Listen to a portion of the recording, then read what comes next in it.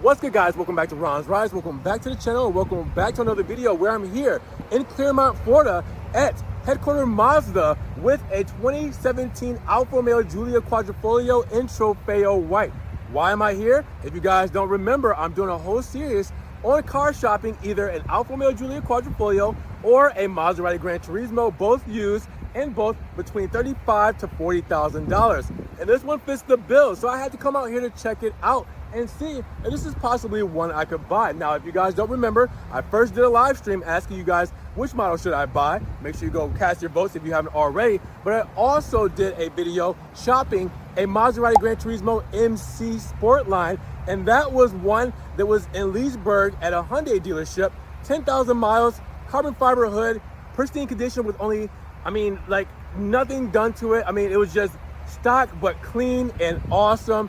And it sold the day that I posted that video. So with that said, this is the second car I've looked at. We're here with a Giulia Quadrifoglio, and yeah, this one's pretty dope. Come on, Trofeo White. That's the first thing you guys will notice, that Alfa no longer makes for the even newer models of the Giulia Quadrifoglio. So this has some options you cannot get on it in any other model.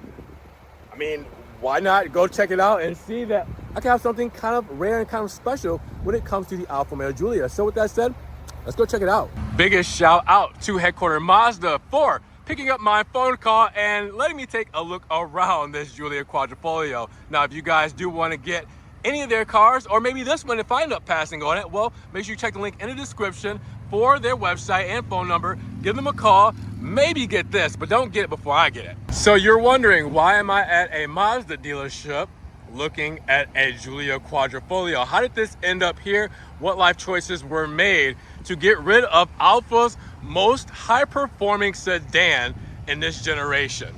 Well, this is a friend of the owners. So the owner of the dealership, their friend actually brought this in. So that makes a lot of sense, right? Now, with that said, in front of us is a Trofeo White model. Trofeo White is the tri-coat pearl paint that you guys will see that used to be a staple in Alfa Romeo's lineup. And as you guys can see, the Florida sun, thank God the clouds haven't taken over, because look at that depth. You can see the lines, you can see the curves, you can see every little detail about the Giulia Quadrifoglio with that paint. And Alfa no longer makes this paint. I think they stopped making it, what, like 2021, I want to say? They stopped making the Trofeo White paint. So it was already a blessing to see that. So looking at it up close, you guys know that for these model years, we had the silver Scudetto up front, all right? The grille pattern, a little bit different when it comes to the grille sub than the 2024 model years, but we still get that same classic carbon fiber retractable front lip, only in its class. 70 miles per hour will retract, means going down, and it will add extra downforce. We get that all years. Now, for this model, obviously we have the bi-xenons. We only have the tri-LED 3+3 headlights for the 2024 model year. So these have been across the board just until this year. Now, one thing you will also notice is the nostrils right there in the hood. Obviously, we have those for all of the Giulia Quadrifoglios. We'll open this up because we got dry carbon fiber underneath, and we got a monster hiding underneath as well. But the front fascia, this looks pretty clean. Like I said, it looks pretty taken care of. Doesn't look like it's pretty bad for the mileage that it has on it. Now let's take a look at the side profile, because looking just as aggressive as ever. And you guys can tell, like, the Giulia Quadrifoglios haven't changed much at all when it comes to the side profile. The biggest thing you'll notice here, and it's actually a couple of good things that this model has that you can't get on the 2024 model years, is first, the carbon fiber mirror caps. This was a staple for the 2017 model years and on, until they changed it up a few years ago again, where you don't get carbon fiber mirror caps as standard on the Giulia Quads. Now, obviously the Cloverleaf is gonna make it right. That lets you know we have the high performer here, all right? And then obviously the extraction on the front fender is there as well. Another thing you can't get on the 2024 model year, but you do have for this year, is the option to have yellow brake calipers. So you guys will see the dark 5-hole wheels, drilled rotors, Brembo brakes, and we have hand-cooked tires wrapped around here, but we also have yellow calipers with black script. So we are still rocking something that is special when it comes to the feet here. Now you also see the carbon fiber side skirt right there, as you guys always know. That has always been there as well. B-pillar in black, gloss black window moldings, and then no sunroof there, all right? And then the shark fin antenna done in the same flavor. Now, with that said, taking a look from the side profile, is it worth it to have those yellow calipers and carbon fiber mirror caps standard right off the bat? Now, looking at the rear profile, again, not much has changed, but you guys will notice two things. One is not like the other. All right, so first off, we have our carbon fiber trunk spoiler, per usual, done for the Giulia Quadrifoglio, looking really good. All right, and then we have our Alfa Romeo insignia there as well, right in the middle. Now, one thing you guys do notice is that the tail lamps are full red. They are not clear. All right, so I know for 2024, we got our clear tail lamps back. 2017, they started off being fully red when it comes to the LED tails. So that is something that, you know, will stand out a little bit more than the newer ones. Now, the same thing goes for the rear diffuser. Now, the rear diffuser, as you guys can see, got a little bit of markage on it, as you guys will see there. And it's shark fin, so it's aggressive as ever. Now, with that, I noticed the exhaust tips are a little different.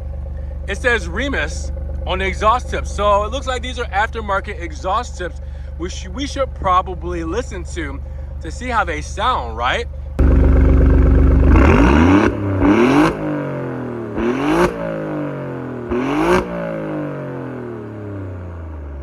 Okay, so how does that sound over stock? Are those exhaust tips pretty hefty, especially in race mode? Let me know what you guys think. But with the small infractions on the rear diffuser, if I were to get this car, I'm not really worried that much about this, because this car is not going to stay stock. I'm going to do this car for the channel and change some things up. We're going to mod it. We're going to do some things to make it our own for the channel. And one of those things will probably be something like a carbon fiber rear diffuser to replace the stock rear diffuser. So keep that in mind as well. Now, you guys know why we want the Quadrifoglio, and that's why right underneath here is the fire-breathing Dragon. Twin turbo, 2.9 liter V6, 505 horses, and you also have 443 pound-feet of torque, 8-speed ZF transmission, rear-wheel drive. That is going to shoot you from 0 to 60 in about 3.7 with a 191 top speed, and looks like it's doing pretty well. Sounds like it's running pretty well. We'll check out inside, make sure there's no, engine lights or any kind of faulty lights or anything like that. It's covered up per usual with the carbon fiber hood. As promised, I want to show you that off to you guys. So the carbon fiber hood is there, looks in pretty good shape. Everything looks like it's running and sounds like it's running quite fine. But with that said, this is the power plant. This is what we really want to focus on when it comes to a Quadrifoglio, because that is where we're having our most fun. So looks like that's doing good. This is a part of history. I think that having this engine on the channel, between this and the V8 from Maserati, it's a tough call. But reliability reasons and maintenance reasons, this might be close to the best option. But remember, we do have a $2,000 belt job. I think at is it between 45 and 55,000 miles? This car is touching that. So I'm not exactly sure if this has had that big timing belt or serpentine belt job, whichever belt it was. And that job requires you to drop the engine and take it all apart. And it's a lot of laborious work, which is why it's so expensive. So that will be my big worry. That would be my big, all right, I gotta ask some questions and make sure the maintenance is up and done right. But with that said, what do you guys think looking at it right now? Should I do it? Now, I wanted to turn the lighting on real quick just to make sure the lights look fine, everything's working, because again, I'm shopping, right? So I gotta check all this stuff out while I'm here. So then if I get serious about it, I can actually just come back and drive it, knowing with the peace of mind that all of this stuff works and that it looks pretty good. So looks like the bi-xenon headlamps look pretty good. Then in the mirror cap, our turn signals are working fine there, all right?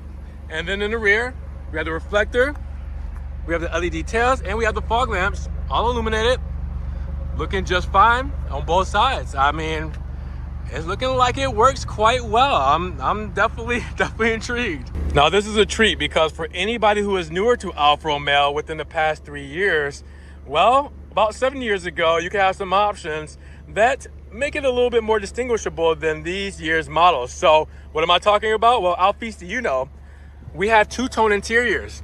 Yeah, we have red for the door cards and through the complete center of the dash and then all the way through. I mean, come on. So I miss this because I used to see this. We have red, we have Nero leather, all right, we have Rosso stitching to match, and we have carbon fiber, gloss carbon fiber around the bezel there with the door handle done in aluminum, Harman Kardon speakers, soft touches on the armrest, and Rosso stitching. We also have our Alfa Romeo script there on the aluminum side sill, and then the aluminum dead pedal, brake pedal, and gas pedal. Now our seats, again, something else that you guys aren't used to, Alcantara in the seats. We used to have these options. So we have Rosso stitching, Alcantara in the inserts of the seats all throughout, and then Rosso stitching with that. I mean, come on. This is where we're at. This is what we're doing. Now, this is a great place to be. Wow. So sorry for the dinging. Key fob has left the building. So with that said, since they have the key fob, it's gonna ding a little bit. I'll turn it off in just a moment. What I really wanna show you is, obviously we have our dials here and everything is fine. There are no lights. The car is in pristine condition and it has 56,065 miles. So I put on my seatbelt, you can see that light went away. So then look at, that's it. That's it, guys. We're set. This is pristine. Nothing's wrong with this thing. And then you have the old infotainment system, which Alfa Romeo's infotainment system, not always the best. But if I can Apple CarPlay this thing, I should be okay. But yeah, this is the older system. I don't even remember how to use this. This is not a touchscreen. Yeah, that's where we're at. 2020 is when we got the touchscreen. Right here, we use the dial to go through all of this. So again, with it being a weekend warrior, it doesn't really matter that much because I won't be driving it for long commutes. So the infotainment doesn't matter much. Now I'm gonna shut it down so you guys can stop hearing the beeps, all right? And we'll do this quick so I don't burn up in this car because it is hot. It's Florida. All right, so steering wheel in pretty good shape for that many miles. You can see that the leather's a little worn on the sides. What's great is that the Alcantara isn't too bad, given that it's on the inners and the top, that's not in the high touch points. You know, I mean, I guess if you grab it like this, this is where you'll get the most touches on your Alcantara, which is where it looks like, you know, it's worn the most. But other than that, Alcantara looks good. Carbon fiber looks good. We have the older style steering wheel with the aluminum center here, but that's it. And then obviously the same kind of airbag setup with the round setup, flat bottom here, and then our driver assistance and our hands-free controls for our voice and radio controls there. Start stop buttons the same. Aluminum column mounted power shifters are the same. We do have our lighting controls, our start stop, our parking sensors. Everything that you guys are used to is here. The turbine vents, and you guys will see top leather done, and you also have Rosso stitching, all right? And then again, the door cards and the center of the dash and all the center console here is just done in red, all right? So it's really cool to have that. Gloss carbon fiber as well. Same throughout here, gloss carbon fiber, our DNA switch with race mode, electric parking brake, radio controls. And then we have our ZF transmission here, 2-track system, cup holders, and we have the door here to cover that up, give us more carbon fiber, dual zone climate with heated seats and heated steering wheel. And then we have obviously our armrest done in black with red as well. I mean, not a bad place. There is right there, I think, a USB 2.0 and an aux cable.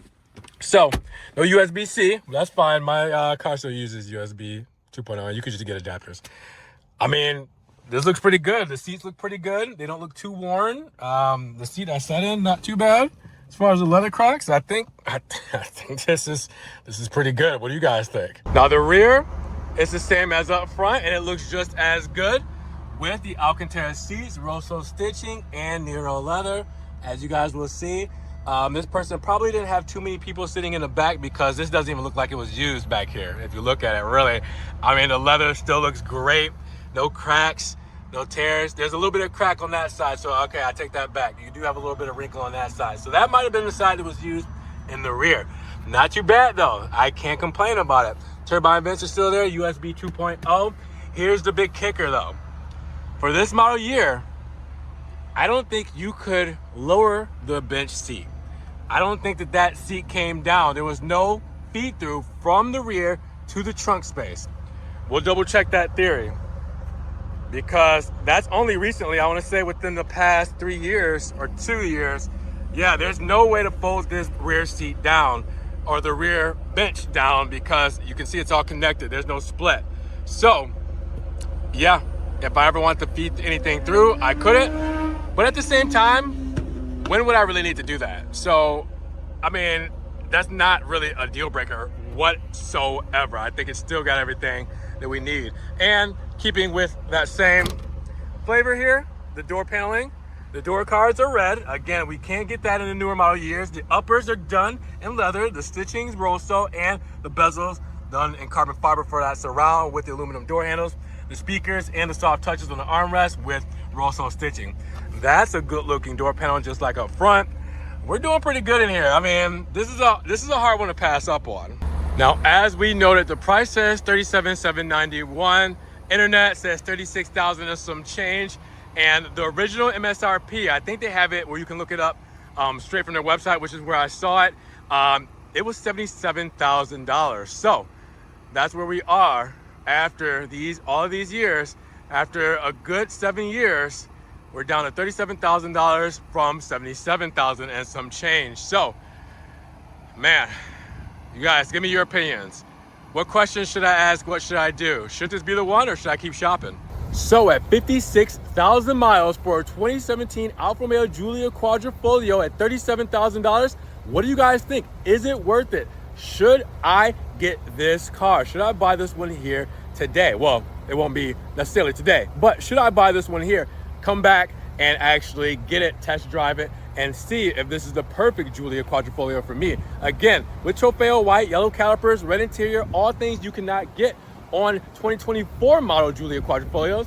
It would make it somewhat special when driving it around town. And then what other mods I might add to it, well, that will even do more for it. But is the mileage too high? What do you guys think? And the big question is, will I need to do the belt service that is around 2K? So that's gonna be a big deciding factor if I do the service records or whatever else and see if it's already had that service, that major service, and it's been, you know, quietly taken care of. We have to see. But with that said, I wanna know what you guys think down in the comments below. Now, if you did enjoy the video, make sure you give it a big thumbs up.